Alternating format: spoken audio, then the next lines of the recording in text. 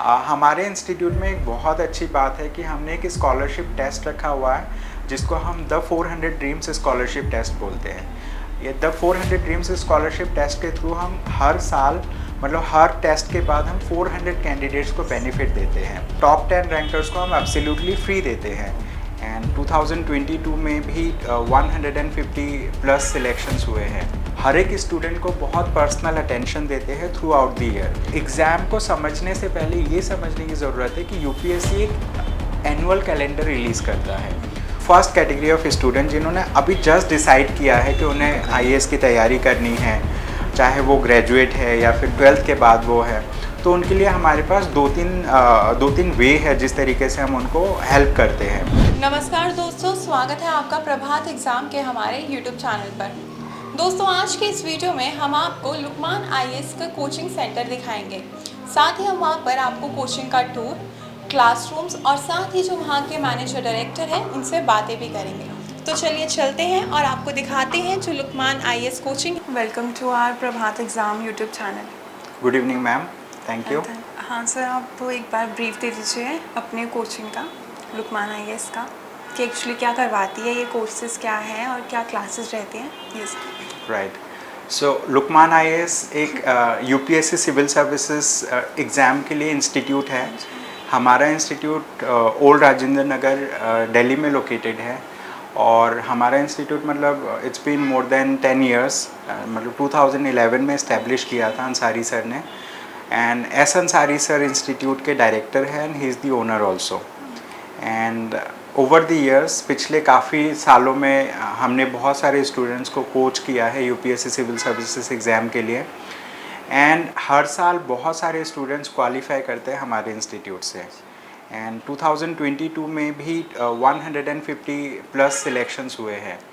And over the past many years, पिछले काफ़ी सालों में हमारे इंस्टीट्यूट से ऑल इंडिया रैंक 1, 2, 3, 4 बहुत सारे रैंकर्स निकले हैं। और हमारा यूट्यूब चैनल भी है जहाँ पे जो टॉपर्स होते हैं उनके साथ इंटरेक्शन वीडियो है। हमारे इंस्टीट्यूट में कोचिंग प्रोवाइड की जाती है जनरल स्टडीज़ के लिए, जो यूपीएससी के लिए मेन पार्ट होता है। एंड ऑप्शनल सब्जेक्ट्स भी कई सारे हम ऑफ़र करते हैं, जैसे पब्लिक एडमिनिस्ट्रेशन है, देन सोशियोलॉजी है, एंथ्रोपोलॉजी है, मैनेजमेंट ऑप्शनल है। इस टाइप के कई सारे ऑप्शनल सब्जेक्ट्स भी हम ऑफ़र करते हैं जी।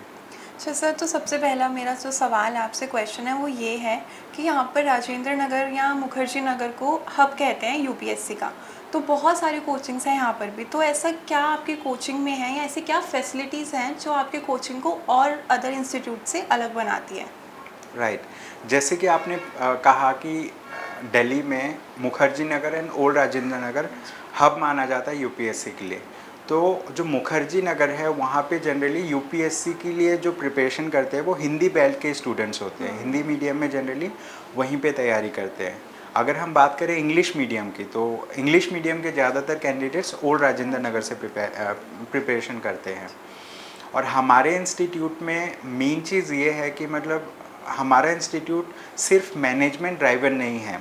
फॉर एग्ज़ाम्पल कई सारे ऐसे इंस्टीट्यूट है जहाँ पे जो ओनर्स है या फिर जो टॉप मोस्ट पीपल जो डिसीजन मेकिंग है, they are only doing management activities. लेकिन हमारे इंस्टीट्यूट को जो बिल्ड किया है एक टीचर ने बिल्ड किया है, अंसारी सर। वो इनिशियली वो प्रिपरेशन कर रहे थे, देन वो टीचिंग में आए और वेरी फर्स्ट बैच से उनके ऑल इंडिया रैंक 3 आया उनके ऑप्शनल सब्जेक्ट से। एंड उसके बाद ईयर ऑन ईयर स्टूडेंट्स बढ़ते गए एंड अंसारी सर पढ़ाते गए उनको। एंड सो सिंगल हैंडेडली उन्होंने स्टार्ट किया था, वो बहुत सीनियर फैकल्टी है। एंड धीरे धीरे उनकी टीम ग्रो होती गई। अभी हमारे पास बहुत सारे फैकल्टी मेंबर्स हैं और हर सब्जेक्ट के लिए अलग अलग फैकल्टी मेंबर्स हैं। एंड जितनी भी फैकल्टी मेंबर्स हैं बहुत एक्सपीरियंस फैकल्टी मेंबर्स हैं। यहाँ पे हमारे इंस्टीट्यूट में डिफरेंस क्या है? डिफरेंस ये है कि प्रेजेंस ऑफ अंसारी सर जो अपने आप में एक मोटिवेशन है बाकी टीम मेंबर्स के लिए एंड एस्पिरेंट्स के लिए भी एक बहुत ही मोटिवेटिंग फैक्टर है, क्योंकि Ansari sir public administration optional पढ़ाते हैं, एथिक्स फाउंडेशन बैच पढ़ाते हैं, जीएस पेपर 2 पढ़ाते हैं। तो जनरल स्टडीज़ की जो कोचिंग होती है जो लगभग 11 महीने की कोचिंग है, उसमें अंसारी सर का भी बहुत बड़ा रोल है। अपार्ट फ्रॉम हिम बहुत सारे और मतलब लोग फैकल्टीज़ है जो मतलब रिटायर्ड प्रोफेसर्स है या फिर आईआईएम ग्रेजुएट्स है, आईआईटी ग्रेजुएट्स है, जेएनयू के प्रोफेसर्स है, तो वो हमारे यहाँ पे कोचिंग कराते हैं। और हमारे यहाँ पे स्पेशली क्या करते हैं कि हम सिर्फ क्लासेस नहीं प्रोवाइड करते, हर एक स्टूडेंट को बहुत पर्सनल अटेंशन देते हैं थ्रू आउट द ईयर।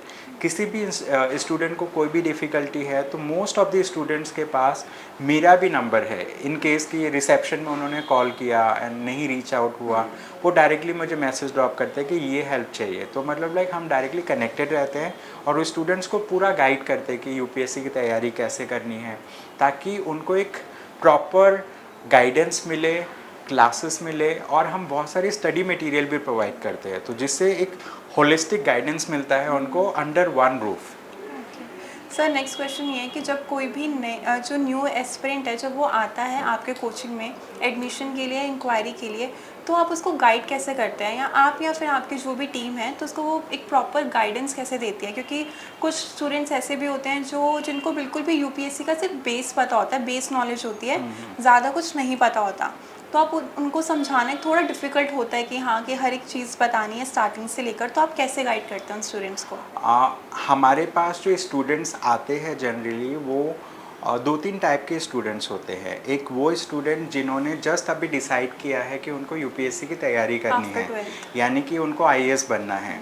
हो सकता है कि वो आफ्टर 12th उन्होंने डिसीज़न लिया, या हो सकता है कि उन्होंने ग्रेजुएशन के बाद डिसीज़न लिया।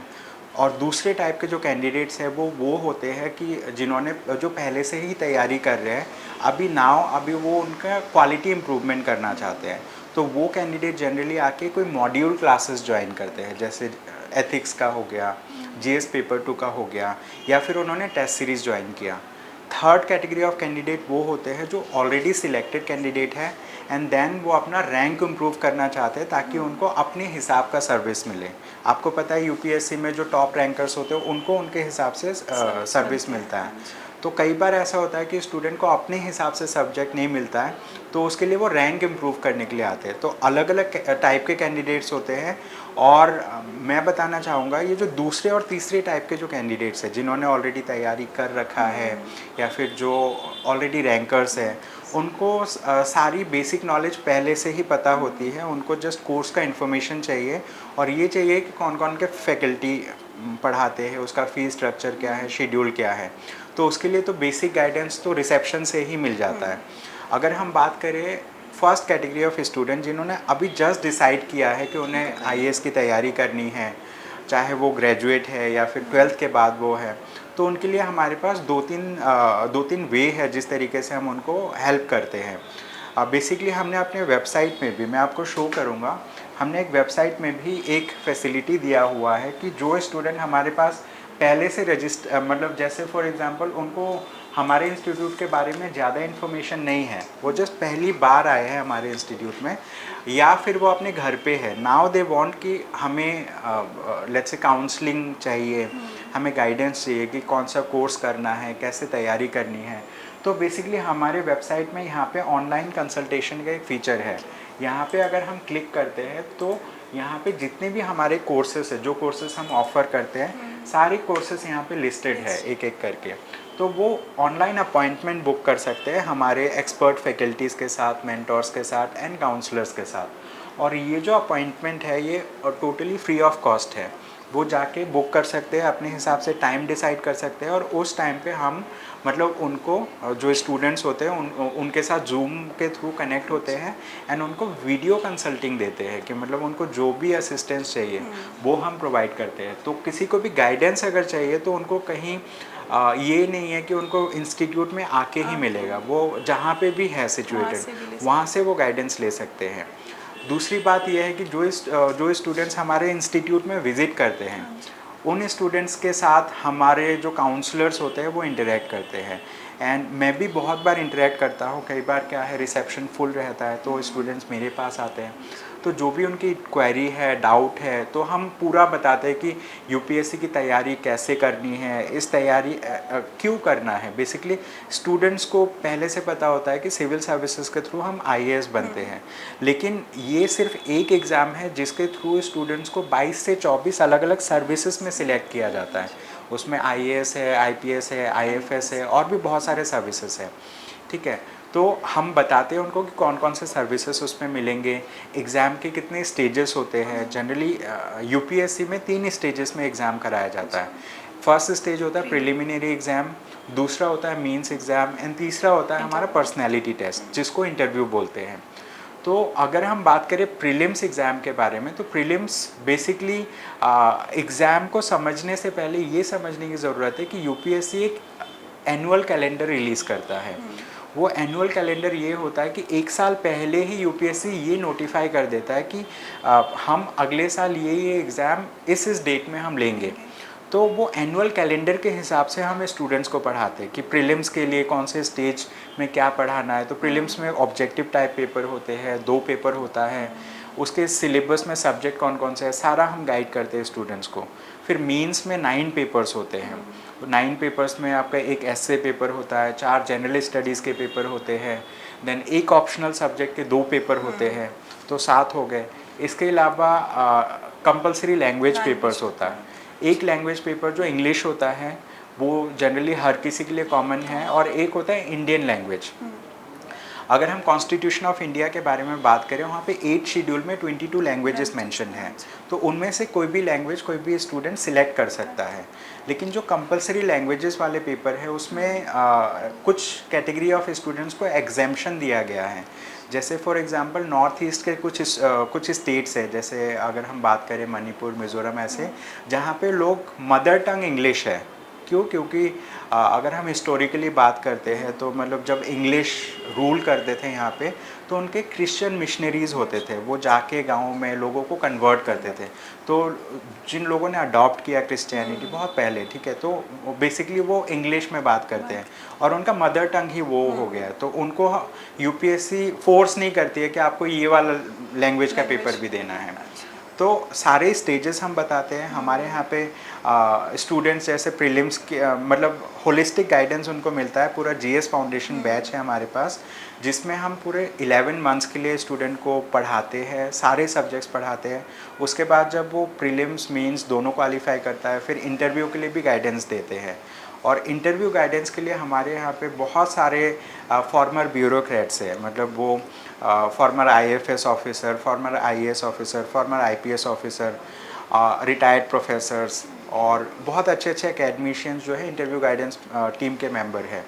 हमारे पास 1 ईयर कोर्सेज भी है, 2 ईयर कोर्सेज भी है। मतलब ऐसा कोर्सेज है ताकि हम स्टूडेंट्स को प्रॉपरली गाइड कर पाएँ, क्योंकि ये एग्ज़ाम अपने आप में 1 साल का प्रोसेस है। मतलब लाइक जून में मई या जून में प्रीलिम्स होता है, सितंबर अक्टूबर में मेंस होता है, देन नेक्स्ट ईयर फरवरी मार्च में आपका इंटरव्यू होता है। तो काफ़ी लंबा एग्ज़ाम प्रोसेस है। तो हम पूरे ड्यूरेशन में स्टूडेंट्स को गाइड करते हैं। तो हमारा जो कोचिंग इंस्टीट्यूट है बेसिकली हम ओल्ड राजेंद्र नगर में सिचुएटेड है, लेकिन क्या है कि हम स्टूडेंट्स को ऑनलाइन क्लासेस भी देते हैं। ऑनलाइन भी होता है, ऑफलाइन भी होता है। जो स्टूडेंट्स दिल्ली में ऑलरेडी सिचुएटेड है तो वो ऑफलाइन आना पसंद करते हैं, क्योंकि उनको डे टू डे इंटरेक्ट करना होता है फैकल्टीज़ के साथ। और जो नहीं आ पाते because of many reasons, let's say कि उनका जॉब है, मैरिड है, कुछ भी रीज़न हो सकता है, उनके लिए हमारे पास ऑनलाइन क्लासेस भी हैं। जी सर, जैसे भी आपने बताया कि दोनों क्लासेस जो है ऑनलाइन मोड में भी और ऑफलाइन मोड में भी दोनों आप कंडक्ट करवाते हैं, तो ऑनलाइन और ऑफलाइन का शेड्यूल क्या रहता है, बैच टाइमिंग्स क्या है, तो आप ये भी हमारे व्यूअर्स को बता जी दीजिए। जो क्लासेस जनरली होती है, क्लासेस हर क्लास का, हर बैच का अलग अलग शेड्यूल होता है। जैसे जीएस फाउंडेशन बैच जनरली 11 बजे से 1:30 बजे तक क्लास होती है। डेली 2.5 घंटे की क्लास होती है, 6 दिन होता है हफ्ते में। इसके अलावा ऑप्शनल सब्जेक्ट भी हम पढ़ाते हैं, तो ऑप्शनल सब्जेक्ट की क्लासेस 2.5 घंटे की होती है। जैसे सुबह 7:45 बजे से 10:30 बजे के बीच में होता है। देन कुछ मॉड्यूल्स है जिसका 2:30 बजे से 5 बजे तक क्लास है। तो जनरली अलग अलग बैचेस के लिए अलग अलग हमने टाइम डिसाइड किया हुआ है कि सुबह का बैच है, दोपहर का बैच है, शाम का बैच है।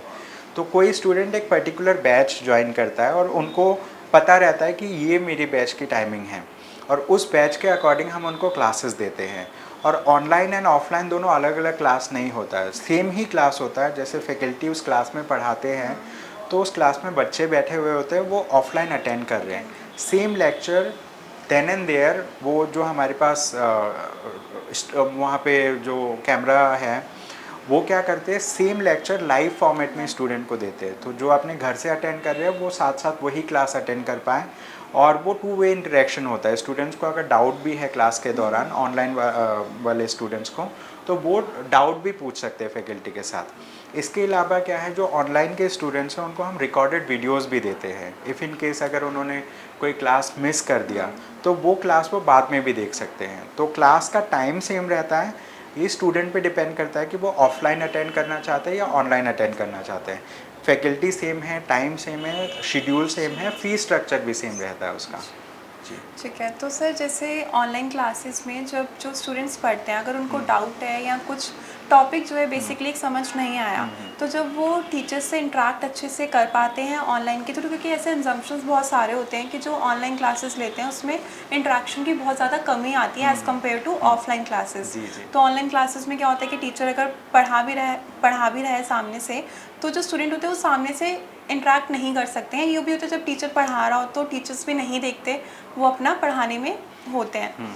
तो इंटरेक्शन जो होता है क्या ऑनलाइन क्लासेस में, आपकी ऑनलाइन क्लासेस में, कि वो बच्चों को फुल मिल पाता है कि जैसे उसी टाइम कोई बच्चे को एक टॉपिक है, पर्टिकुलर एक टॉपिक अगर समझ नहीं आया तो उसी टाइम उसका डाउट क्लियर होता है, या बाद में भी जो डाउट क्लासेस हैं वो भी रखी जाती हैं, कैसे होता है? जी जनरली कैंडिडेट्स को ये लगता है कि ऑनलाइन में थोड़ा डिसएडवांटेज है एज़ कम्पेयर टू ऑफलाइन। लेकिन क्या है, दोनों मोड्स के अपने प्रोज एंड कॉन्स हैं। ऑफलाइन वही बच्चा अटेंड कर पाता है जो क्लास अटेंड करने के लिए फ्री है और वो दिल्ली में मतलब दिल्ली में रहता है, ठीक है। लेकिन ऑनलाइन क्लास ये फ्लेक्सिबिलिटी देता है कैंडिडेट को कि उनको ज़रूरत नहीं है कि वो दिल्ली में रिलोकेट करे, वो अपने होम टाउन से, वो जहाँ पे भी लोकेटेड है वहाँ से अटेंड कर सकते हैं। तो ऑनलाइन के ये बेनिफिट है, कई सारे बेनिफिट हैं। लेकिन अगर हम बात करें ऑफलाइन क्लास की, ऑफलाइन में क्योंकि बच्चे सामने रहते टीचर के, तो बहुत सारे बच्चे पूछ लेते हैं क्वेश्चंस, ठीक है, तो फैकल्टी साथ साथ आंसर भी करती है। लेकिन जो फैकल्टी आंसर कर रही है उस चीज़ को, वो आंसर ऑनलाइन वाले स्टूडेंट्स को भी जाता है। और ऑनलाइन वाले बच्चों को भी ये फैसिलिटी होती है कि वो क्लास के दौरान उनके जो भी डाउट्स है वो टाइप करें, ठीक है, तो फैकल्टी को वो दिखता है कि ये डाउट इसी ने पूछा, तो वो आंसर कर देते हैं।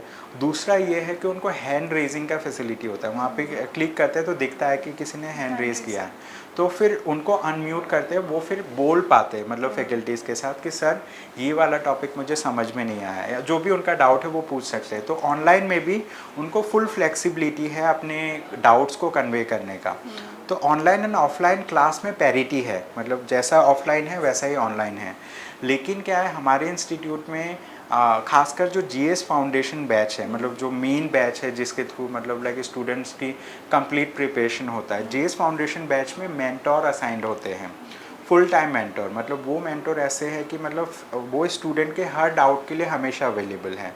वो खुद रीच आउट करते हैं स्टूडेंट्स को पूछने के लिए कि हाँ मतलब आपने क्या पढ़ा, क्या डाउट है, और शेड्यूल दिया जाता है रेगुलरली। तो हमारे पास ये है कि क्लासेस भी होती है, साथ में मेंटोरशिप भी होता है रेगुलर।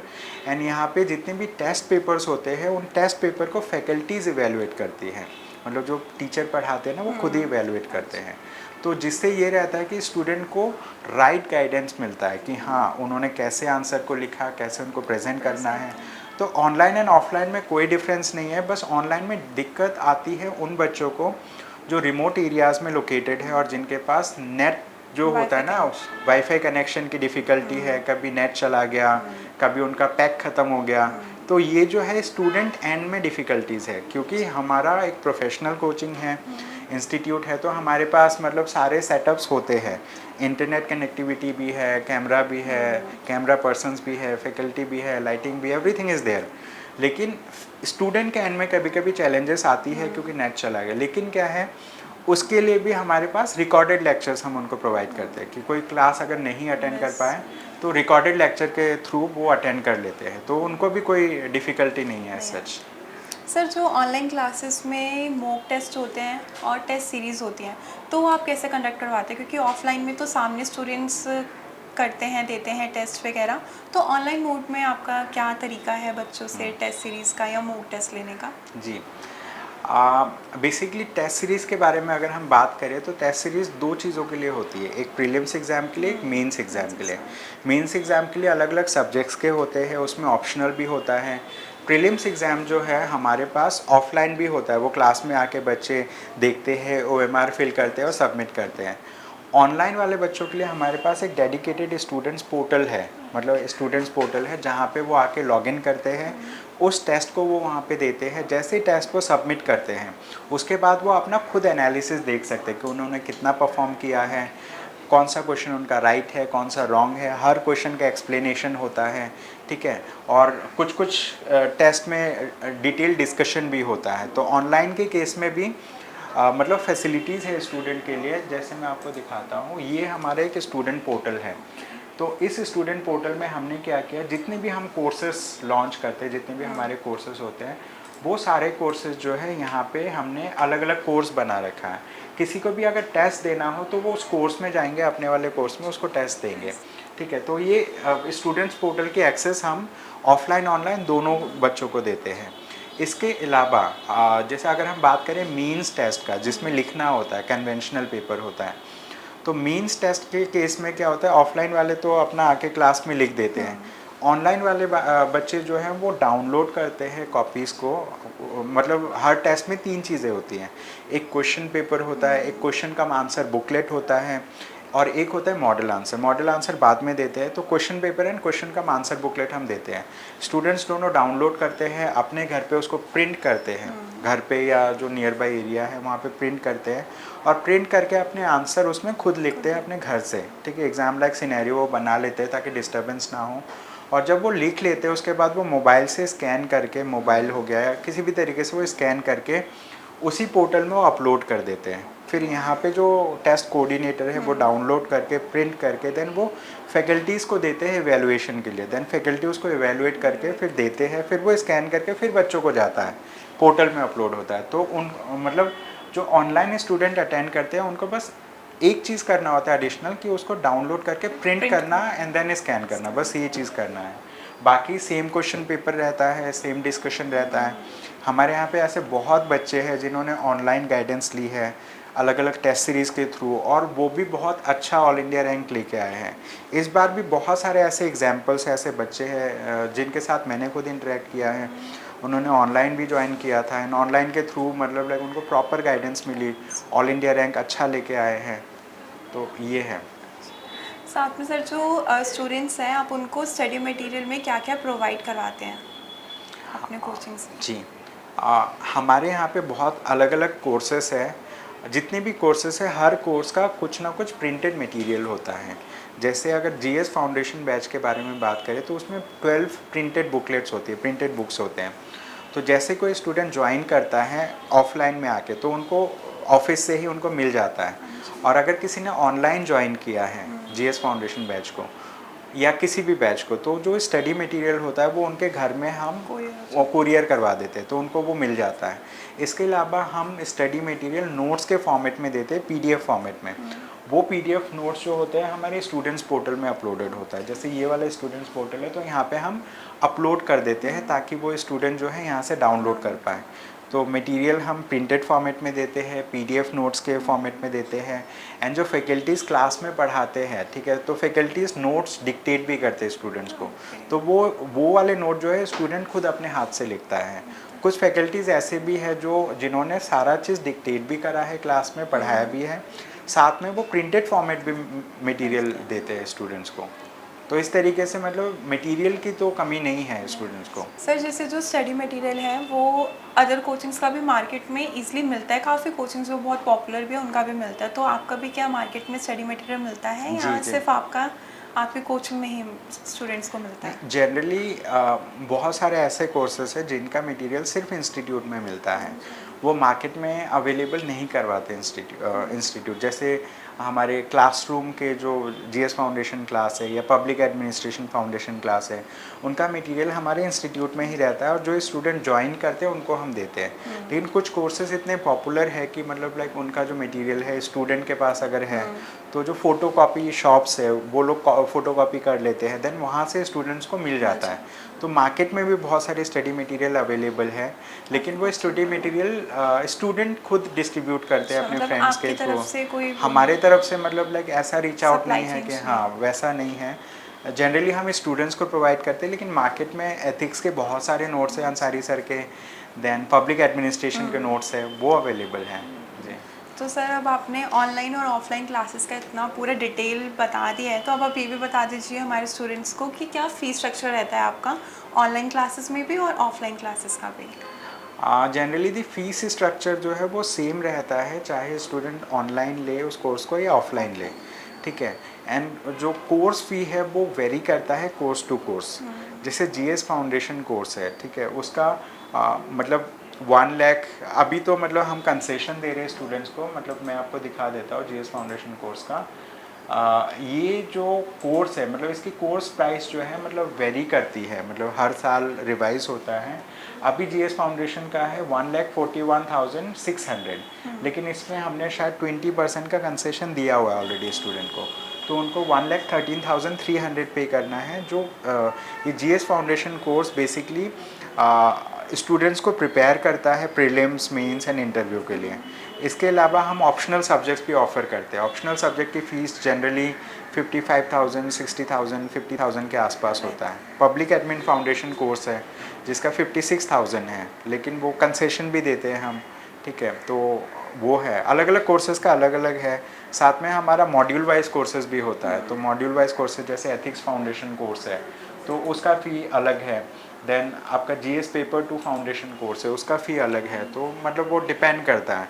टेस्ट सीरीज़ भी हम प्रोवाइड करते हैं। टेस्ट सीरीज़ का फ़ीस जनरली लो होता है एज़ कम्पेयर टू क्लासेस, ठीक है। जैसे एथिक्स फाउंडेशन कोर्स का 29,000 है, लेकिन अभी 26,500 में है। तो स्टूडेंट्स जो है डिपेंड करता है कि उनकी क्या रिक्वायरमेंट है। अगर कोई ऑलरेडी सिलेक्टेड कैंडिडेट है एंड उनका लेट्स से एथिक्स में कम मार्क्स आ रहे हैं, तो वो सीधा आके सिर्फ एथिक्स फाउंडेशन कोर्स ज्वाइन करते हैं। कोई नया कैंडिडेट है, उनको पूरी गाइडेंस चाहिए, तो वो जीएस फाउंडेशन कोर्स ज्वाइन करते हैं। तो ये स्टूडेंट पे डिपेंड करता है कि कौन सा कोर्स ज्वाइन करते हैं, और हर कोर्स के लिए अलग अलग फ़ी हमने डिसाइड किया हुआ है। और सारा इन्फॉर्मेशन वेबसाइट में है ऑलरेडी। सर जो इकोनॉमिकली बैकवर्ड जो स्टूडेंट्स होते हैं, तो उनके लिए कोई फ़ीस में कंसेशन या कुछ ऐसी स्कीम जो आपका कोचिंग या इंस्टीट्यूट देता हो? जी, हमारे इंस्टीट्यूट में एक बहुत अच्छी बात है कि हमने एक स्कॉलरशिप टेस्ट रखा हुआ है जिसको हम द 400 ड्रीम्स स्कॉलरशिप टेस्ट बोलते हैं। ये द 400 ड्रीम्स स्कॉलरशिप टेस्ट के थ्रू हम हर साल मतलब हर टेस्ट के बाद हम 400 कैंडिडेट्स को बेनिफिट देते हैं। और 400 ड्रीम्स स्कॉलरशिप के थ्रू हम जीएस फाउंडेशन कोर्स में एडमिशन देते हैं स्टूडेंट्स को। मतलब जीएस फाउंडेशन कोर्स एक ऐसा कोर्स है जिसमें अच्छा हैवी अमाउंट स्टूडेंट्स को जनरली पे करना होता है। जैसे हमारे यहाँ पे भी है 1,13,300 कुछ फ़ी है, लेकिन अगर किसी ने 400 ड्रीम्स स्कॉलरशिप टेस्ट दिया हुआ है एंड वो अच्छा स्कोर करता है, टॉप 10 रैंकर्स को हम एब्सोल्युटली फ्री देते हैं। मतलब लास्ट टू लास्ट ईयर मतलब हमारे 400 ड्रीम्स स्कॉलरशिप टेस्ट के थ्रू एक स्टूडेंट ने ज्वाइन किया था, Nitish Rajora. And Nitish Rajora all India rank 268 लेके आया है, अभी वो आईएएस ऑफिसर है। तो इस बार भी हमने 400 ड्रीम्स स्कॉलरशिप टेस्ट इस साल 2 बार हमने ऑलरेडी कंडक्ट किया है। तो हर 6 मंथ्स में हम एक बार कंडक्ट करते हैं। एंड अभी नेक्स्ट भी हमारा शेड्यूल्ड है 400 ड्रीम्स स्कॉलरशिप टेस्ट, वो है नवंबर में कोई डेट है। पहले हमने 11 नवंबर डिसाइड किया था, लेकिन उस दिन शायद दिवाली है, तो अभी जस्ट हमने रिवाइज़ किया है। तो नवंबर में वो 400 ड्रीम्स स्कॉलरशिप टेस्ट करा रहे हैं, और ये ऑनलाइन एंड ऑफलाइन दोनों मोड में कंडक्ट करते हैं। मतलब ऑफलाइन भी बच्चा आके टेस्ट दे सकता है, ऑनलाइन भी दे सकता है। और जो टॉप रैंकर्स हैं हम उनको जीएस फाउंडेशन कोर्स फ्री में देते हैं। उसमें पूरा कोर्स होता है, स्टडी मटेरियल होता है, पूरा गाइडेंस होता है, नो मैटर कि उन्होंने फ़ीस पे किया या नहीं किया। मतलब लाइक हमारे लिए सारे स्टूडेंट एक जैसे हैं। एंड इस कोर्स के थ्रू हम बेसिकली ऐसे स्टूडेंट्स को बेनिफिट देते हैं जो मेंटली तो गुड है, मतलब लाइक उनमें कैलिबर है आईएएस बनने का, लेकिन क्या है फाइनेंशियल प्रॉब्लम्स है, ठीक है, मतलब इकोनॉमिक डिफ़िकल्टीज़ है। तो उस केस में स्टूडेंट्स को बहुत अच्छा गाइडेंस मिलता है। अभी रिसेंटली हमने मतलब पहले लास्ट मंथ एक कंडक्ट करा था, उसमें 10 स्टूडेंट्स को फ्री ऑफ कॉस्ट दिया है हमने।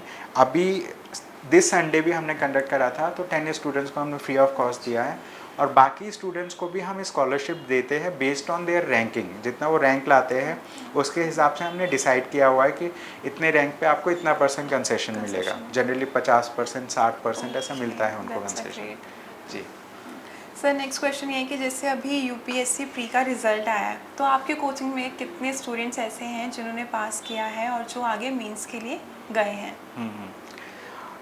देखिए ये जो क्वेश्चन है ये बहुत अच्छा क्वेश्चन है, लेकिन क्या है कि हमारे पास बहुत सारे स्टूडेंट्स हैं जो फ्रेश नहीं है, मतलब उन्होंने बहुत पहले से भी तैयारी की है, ठीक है। लुकमान आईएएस में 1 या 2 कोर्स उन्होंने पहले किया। जितने भी स्टूडेंट्स हैं जो लुकमान आईएएस से कनेक्टेड है, जैसे प्रीलिम्स एग्ज़ाम हो जाता है, अभी उनको मेंस की तैयारी करनी है, तो वो देखते हैं कि कौन से सब्जेक्ट में उनको वीकनेस है, उसके हिसाब से वो आके या तो मॉड्यूल कोर्स करते हैं या फिर वो टेस्ट सीरीज़ ज्वाइन करते हैं। तो ऐसे बहुत सारे स्टूडेंट्स हैं जिन्होंने मतलब जिन्होंने हमारे यहाँ पे कोर्सेज ज्वाइन किया है जस्ट प्रीलिम्स के बाद ही। रिज़ल्ट 2-3 दिन पहले ही आया है, ठीक है। प्रीलिम्स एग्ज़ाम, हाँ, प्रीलिम्स जब कंडक्ट हुआ था उसके बाद सबको लगा कि प्रीलिम्स बहुत डिफ़िकल्ट पेपर था, जीएस का, सीसेट का भी बहुत टफ था, लेकिन बहुत सारे कैंडिडेट्स ने ऑलरेडी क्वालिफाई किया है। एंड अभी हमारे यहाँ से बहुत सारे कैंडिडेट्स को जो है मतलब अभी सिलेक्टेड कैंडिडेट्स भी है कई सारे जिन्होंने टेस्ट सीरीज़ ज्वाइन किया है, पब्लिक एडमिन से रिलेटेड, एथिक्स से रिलेटेड, जीएस मेंस का टेस्ट सीरीज़। तो बहुत सारे ऐसे कैंडिडेट हैं जो मुझसे भी कनेक्टेड है, वो डायरेक्टली मैसेज ड्रॉप करते हैं कि सर मुझे ये वाला ज्वाइन करना है। अभी भी थोड़ी देर पहले 2-3 कैंडिडेट से मेरी बात हुई है जी। सर जो प्रीलिम्स में जितने भी एस्पिरेंट्स हैं जो पास हुए हैं, जो सफल हुए हैं और वो जो आगे मेंस की प्रिपरेशन कर रहे हैं, तो आप उनको क्या टिप्स देना चाहते हैं, क्या सजेशंस रहेंगे आपकी तरफ से उनके लिए? जो कैंडिडेट्स मेंस की तैयारी कर रहे हैं, अभी प्रीलिम्स क्वालिफाई हुआ है, मैं उनको सजेशन ये देना चाहूँगा कि आप ये देखिए कि मेंस में क्या रिक्वायर्ड है। अभी रिसेंटली यूपीएससी ने ट्रेंड थोड़ा चेंज किया है, तो आप प्रीवियस ईयर के क्वेश्चन पेपर्स को आप एक बार रेफ़र करो, उनके मॉडल आंसर्स देखो। एंड इसके अलावा हमारा लुकमान आईएएस का एक ब्लॉग है, ब्लॉग ऑफ लुकमान आईएएस, अभी मैं आपको दिखाऊंगा। उस ब्लॉग में जितने भी हमारे इंस्टीट्यूट से टॉपर है, मतलब चाहे वो किसी भी कोर्स से हो, वो जनरली टेस्ट भी लिखते हैं हमारे इंस्टीट्यूट में, जैसे कि हर कोर्स का टेस्ट भी पार्ट होता है या टेस्ट सीरीज़ भी है। तो उनके स्टूडेंट्स का जो सिलेक्टेड कैंडिडेट्स हैं उनके आंसर कॉपीज़ हमारे ब्लॉग में हमने फ्रीली अपलोड किया हुआ है ताकि हर कोई रेफ़र कर सके। तो आप जो है प्रीवियस ईयर टॉपर्स के आंसर्स भी आप देखो कि उन्होंने कैसे आंसर लिखा है, क्योंकि नॉलेज मैटर करता है लेकिन प्रेजेंटेशन ऑल्सो मैटर करता है। नॉलेज एंड प्रेजेंटेशन दोनों मैटर करते हैं। एंड आपको टाइम मैनेजमेंट में वर्क करना है, टाइम मैनेजमेंट अभी से, क्योंकि आपके पास लगभग 3 महीने का टाइम होता है। 3 महीने में आपको पूरा सिलेबस मेंस का कवर करना है, आपको ऑप्शनल भी कवर करना है, और एग्ज़ाम टाइम में आपको प्रेशर को हैंडल करना है। और एग्ज़ाम में आपको मेनली फोकस ये करना है कि आप जितने भी पेपर्स हैं हर पेपर्स को कम्प्लीटली अटेम्प्ट करके आओ।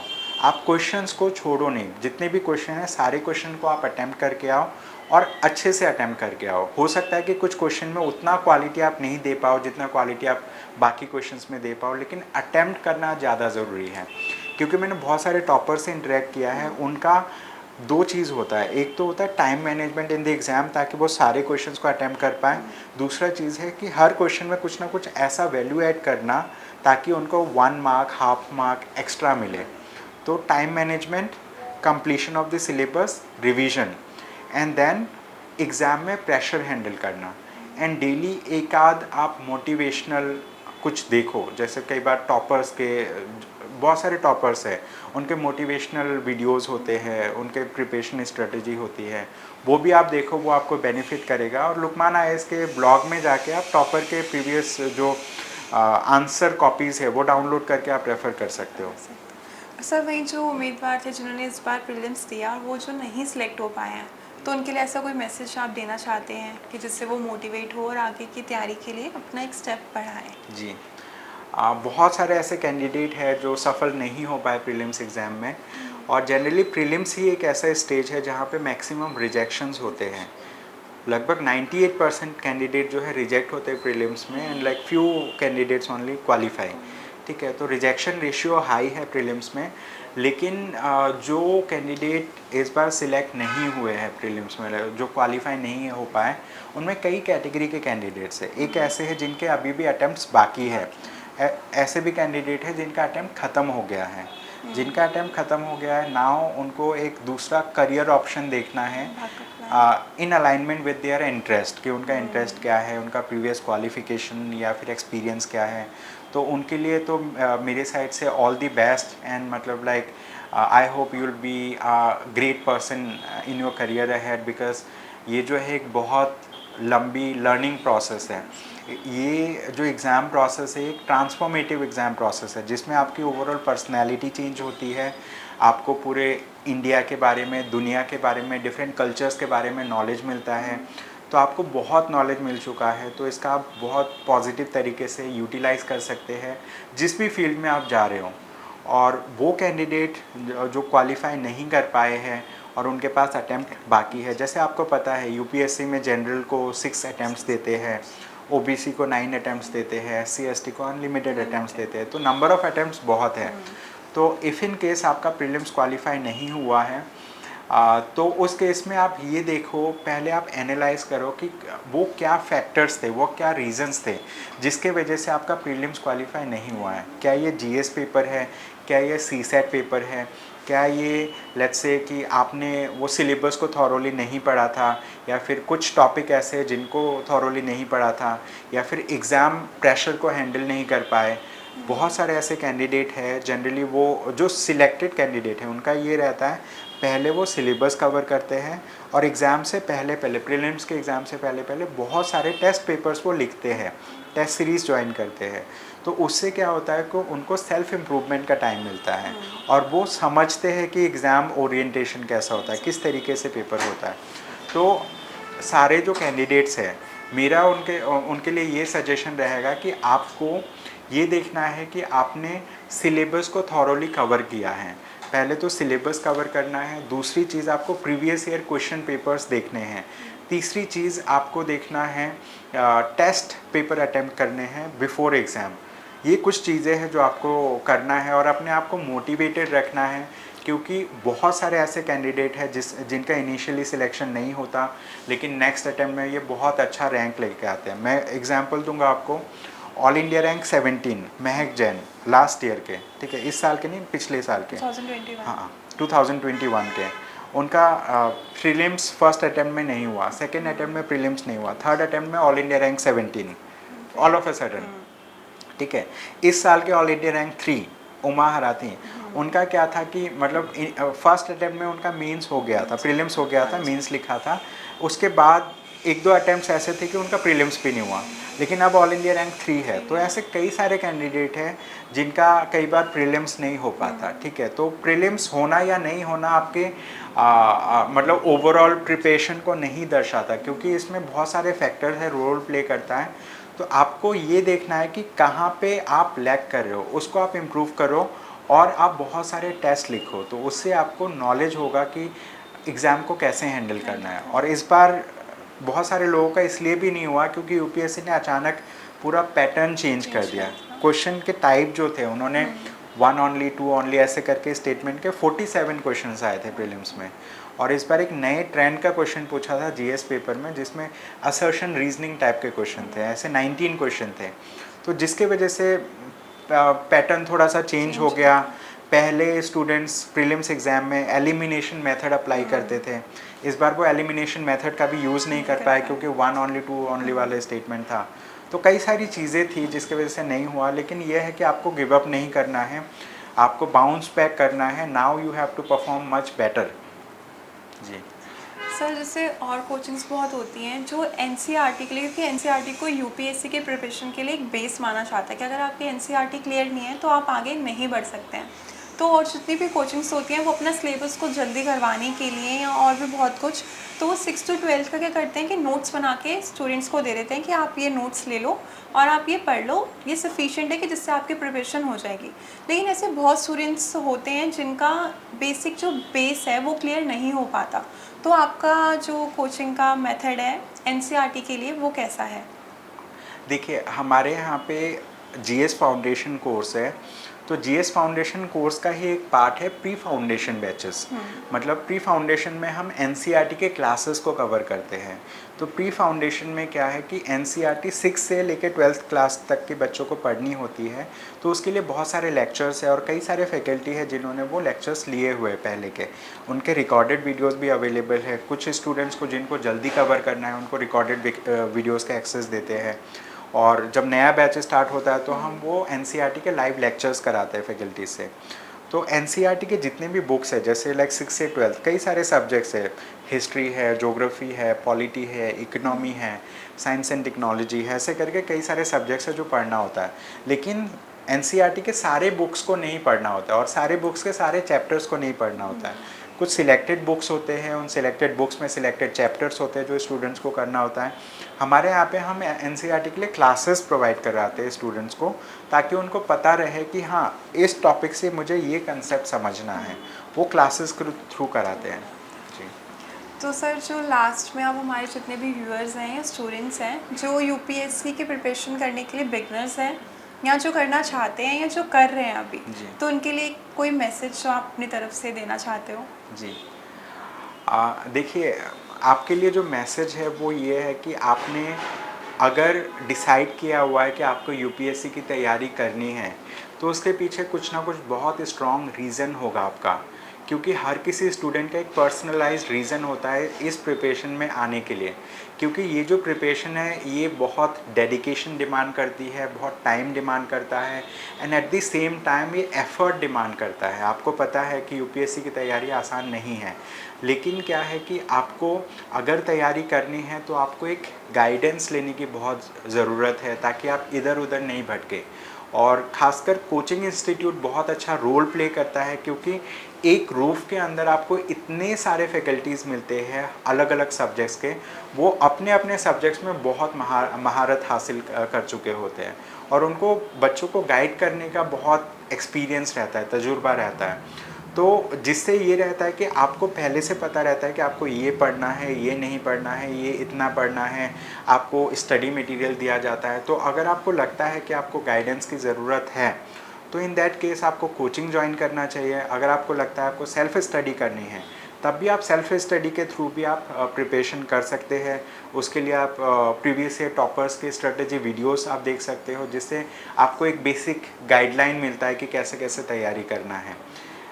तो प्रिपरेशन करने के लिए अगर आपने सोचा है तो आपके पास एक पर्सनलाइज रीज़न है और क्योंकि आपके पास रीज़न है नाउ आपको ये फाइंड करना है कि कैसे करना है। तो you have to do it and all of you जितने भी लोग ये सोच रहे हैं कि हमें तैयारी करनी है आप ज़रूर कर सकते हैं। और बिगिनर्स में सबसे ज़्यादा एनर्जी होती है, जो जस्ट फ्रेश होते हैं उनके पास सबसे ज़्यादा एनर्जी होती है, सबसे ज़्यादा मोटिवेशन होता है और सबसे ज़्यादा एफ़र्ट पुट करने की हिम्मत होती है। तो ये जो चीज़ है ये आपको आगे लेके जाएगी क्योंकि जितने भी फर्स्ट टाइमर्स होते हैं वो टॉप में आते हैं। हमेशा आपने देखा होगा यूपीएससी में फर्स्ट टाइमर जनरली जो है ना टॉप 100 में बहुत सारे होते हैं। और जो लोग कई बार अटैम्प्ट दे चुके होते हैं कहीं ना कहीं उनका जो एनर्जी लेवल है वो डाउन हो जाता है। तो मेरा ये मैसेज है कि अगर आपने सोचा है तो आप प्रिपरेशन करो एंड आप अपना पूरा एफर्ट लगाओ। और लुकमान आईएएस में द 400 ड्रीम्स स्कॉलरशिप टेस्ट ये बहुत इंपॉर्टेंट स्कॉलरशिप टेस्ट है। इस स्कॉलरशिप टेस्ट को आप दो, अगर आप इसमें टॉप करते हो तो आपको GS foundation course absolutely free मिलता है। और इस टेस्ट का जो सिलेबस है सिर्फ एनसीईआरटी बुक्स से पूछते हैं हम। जो एनसीईआरटी बुक्स है ना 6 to 12 वहाँ से हम क्वेश्चंस पूछते हैं। हम कोई बहुत हाई लेवल के क्वेश्चंस नहीं सेट करते। क्वेश्चंस बहुत स्टैंडर्ड के होते हैं, यूपीएससी के स्टैंडर्ड का होता है, लेकिन जो बेसिक सोर्स है वो एनसीईआरटी है। तो एनसीईआरटी को आप पढ़ो और फिर आप स्कॉलरशिप टेस्ट तो अगर आपने टॉप किया तो आपको जीएस फाउंडेशन कोर्स में एडमिशन देके हम आपको अच्छी तरीके से हम गाइड करेंगे। और बहुत सारे हमारे यहाँ से सिलेक्टेड टॉपर्स हैं, उनसे भी हम बात करते रहते हैं। उनके वीडियोस हैं हमारे यूट्यूब चैनल में और उसमें भी उन्होंने बहुत गाइड किया हुआ है कैंडिडेट्स को। उन्होंने अपने मैसेजेस दिए हुए हैं कि कैसे तैयारी करनी है, कैसे आप अपने आप को मोटिवेट रखना है, कैसे नोट बनाने हैं, कैसे टेस्ट पेपर लिखना है। तो ये सारी चीज़ें आपको मदद करेंगी। तो सर जो स्टूडेंट्स हैं आपसे जुड़ना चाहते हैं आपकी कोचिंग के साथ ऑनलाइन या ऑफलाइन, तो वो कैसे जुड़ सकते हैं आपके साथ? हमारे साथ जुड़ने के लिए आपको सिंपली हमारे वेबसाइट को विज़िट करना है, लुकमान IAS के, जो lukmanias.com के नाम से वेबसाइट है। उस वेबसाइट में आप जाएंगे तो आपको कॉन्टैक्ट नंबर्स गिवन हैं हमारे जो रिसेप्शन टीम है उनका। किसी भी कोर्स के बारे में आपको इन्फॉर्मेशन लेना है तो आप रिसेप्शन में कांटेक्ट कर सकते हैं। और वेबसाइट में हमने कोर्सेज़ बनाए हुए हैं, बहुत सारे अलग अलग टाइप के कोर्सेज़ हैं, मतलब ऑप्शनल सब्जेक्ट के, GS पेपर्स के, टेस्ट सीरीज़ के, वो सारे इन्फॉर्मेशन वहाँ पे पहले से अवेलेबल है। अगर आप दिल्ली में रहते हैं तो हमारे ऑफिस में आप विज़िट कर सकते हो। हमारे ऑफिस में विज़िट करने के बाद आपको मतलब यहाँ पे जो काउंसलर्स है वो आपको गाइड करेंगे। तो इस तरीके से आप जुड़ सकते हैं, या फिर ऑनलाइन कंसल्टेशन आप ले सकते हैं। तो इस तरीके से हमारे साथ जुड़ सकते हैं और जो भी डाउट है, कुछ भी है, आप पूछ सकते हैं। हम हमेशा अवेलेबल हैं और हम स्टूडेंट्स को बहुत अच्छे से गाइड करते हैं, सपोर्ट करते हैं। और हम चाहते हैं कि जितने भी स्टूडेंट्स हमारे यहाँ पे आए, मैक्सिमम से मैक्सिमम उनकी सिलेक्शन हो। और हमारे इंस्टीट्यूट में एक चीज़ बहुत अच्छी है कि जितने भी स्टूडेंट्स एडमिशन होते 12% सक्सेस रेशियो है, मतलब वो किसी भी इंस्टीट्यूट का नहीं है। Being a small institute we have given the highest number of results.